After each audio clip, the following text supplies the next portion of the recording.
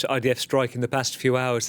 A rare strike in the centre of the Lebanese capital in Beirut earlier today, said to have killed the chief spokesperson of Hezbollah. It's the latest in a targeted killings of senior Hezbollah officials.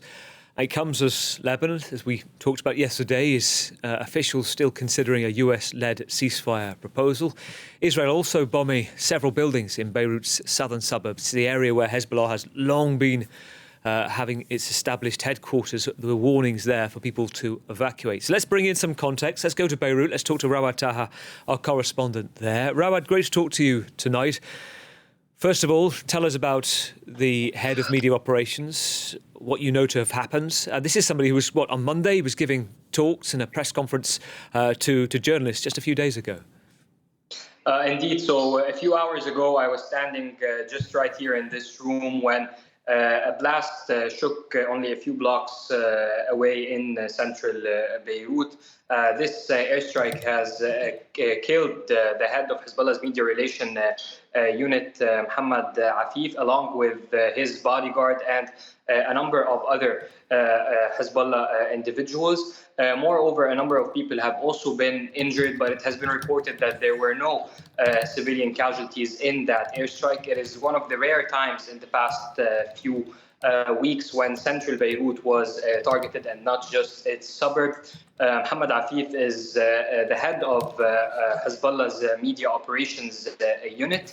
However, he gained a lot of prominence over the past few weeks, especially after the assassination of Hezbollah's Secretary General Hassan Nasrallah. Mohammad Afif was the spokesperson. As you mentioned, only last week he was giving a press conference in Beirut's southern suburbs. He has been the new face or the rising face of Hezbollah after the assassinations of most of its senior commanders and other spokespersons. So this was the only face that was addressing Hezbollah supporters and the Lebanese community and the world on behalf of Hezbollah, along with the new Secretary General of Hezbollah, Naim Asim, who rarely makes any appearances and pre-recorded videos every other week. So yes, this was a major figure in Hezbollah.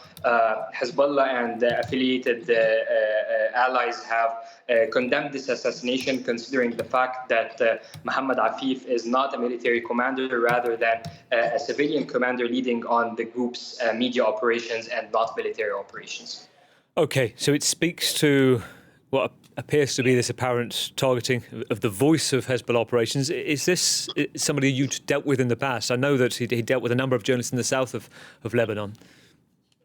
This is the first targeted assassination on Hezbollah's civilian wing, if the term can be used right.